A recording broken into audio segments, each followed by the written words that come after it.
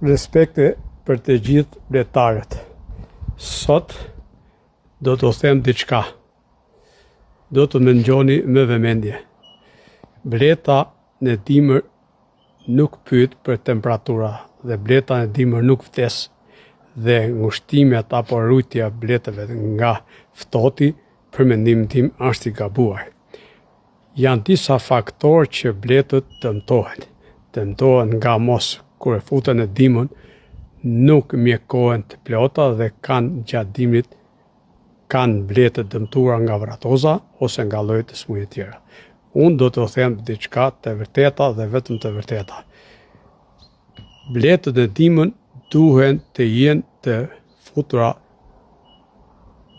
të ushqyera mirë në kohën, edhe të mjekuar mirë në kohën shtator e mrapa. Ajo mis duhet të rezistojë dimrit deri në 150 ditë deri kur të zëvendësohet me mizën e re në mars. Prandaj, bletët duhen të ruhen më shumë nga muji si fillo pjellje, nga muji shkurt, 15 shkurt e mrapa në zonët malore, kur fillo pjelleria.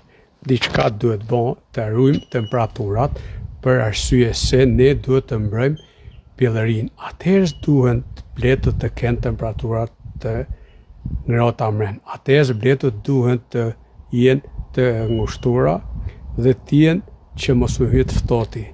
Tani bleta nuk vdes në periudhën kur nuk ka pjellëri, kur ajo nuk ka prish lamshin, ajo ru vetveten kur a lamsh, por kur ajo hapet dhe fillon pjelljen, atëherë ne duhet ta ruajmë me temperaturat.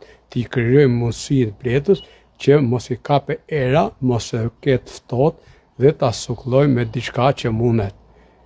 Prandaj, kur shoh disa që i bën bletët me lloj molese, me lloj gjana që i mbledhin, nuk do bleta, do bile bleta në dimën, do të jetë ftohtë që ajo mos punoje dhe mretnesha mos bëje pjellje jo me pak se 60 ditë.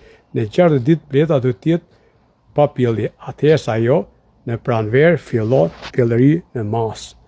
Prandaj, shokët e mi, të gjithë kush të det i morë këto fjalët e mia për mirëqenie, kush dhe mos i marrë dhe unë kështu mendoj. Prandaj, me nderim e respekt, Arjan Zogu ju përshëndes gjithë betarët dhe një dimër i mbar dhe paçi sa më shumë blet në pranverë. Me nderim e respekt, ju përshëndes gjithë ju që më ndiqni.